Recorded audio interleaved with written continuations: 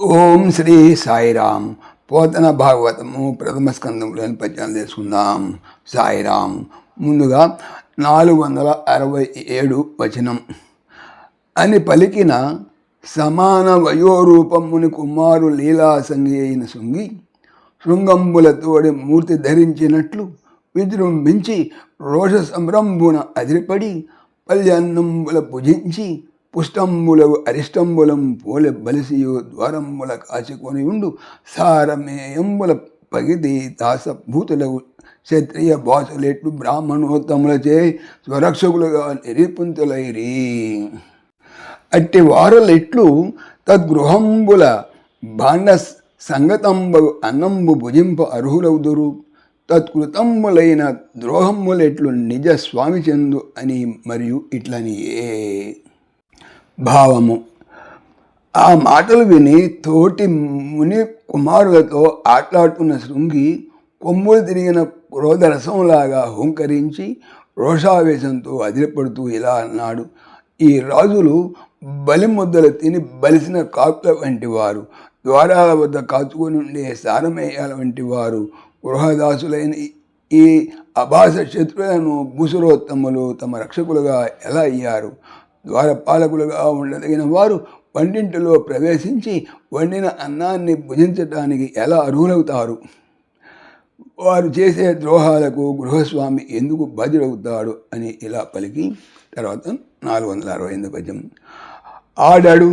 ఆడడు తన్ను దూషణము ఆశ్రమవాసులగాని వైరులంకోడడు కందమూలములు కూడుగదించు సమాధినిష్ఠుడై వీడడులోని చూడ్కులను విష్ణుని దక్క పర ప్రపంచము చూడడు మద్గురుండు పని జుట్టుగా ఏటికి రాజవానికన్ పనించుటగా ఏటికి రాజవానికి ఆడడు పలుకడు తనను దూషణములు నిందలు ఆశ్రమములో వాసులన్ వసించు వారిని కానీ తప్ప వైరులన్ శత్రువులను కూడడు కలవడు.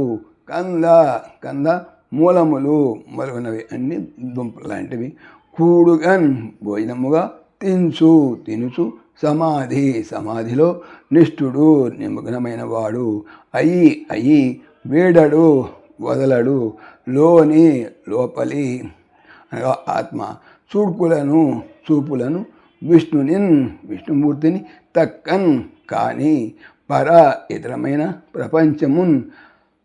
ప్రపంచార్థములను చూడడు. మత్ నా యొక్క గురుండు తండ్రి పనిన్ పామును చుట్టుట ఏటి ఎందుల కిన్ అనగాకు రాజకులపు క్షత్రియ కులపు వాడు కిన్ అనగా కీ. భావము. మా తండ్రి తనను తోలనాడలేదే, ఆశ్రమవాసులతోనే గాని తమ శత్రురాజులతో కూడలేదే. అడవిలో కందమూలాలు భుజిస్తూ అత్యంచల మనస్కుడై అంతర్దృష్టిని విడకుండా విష్ణుమూర్తిని తప్ప ఇతర ప్రపంచాన్ని చూడకుండా తపోనిష్టలో ఉన్న ఆయన మీద ఆ రాసవాడు పామును వేసిపోతాడా? సాయిరామ్. ఓం దాశరథాయ విద్మహే సీతావల్లభాయ ధీమహి తన్న రామ ప్రచోదయాత్. సర్వం శ్రీ రామార్పణమస్తు.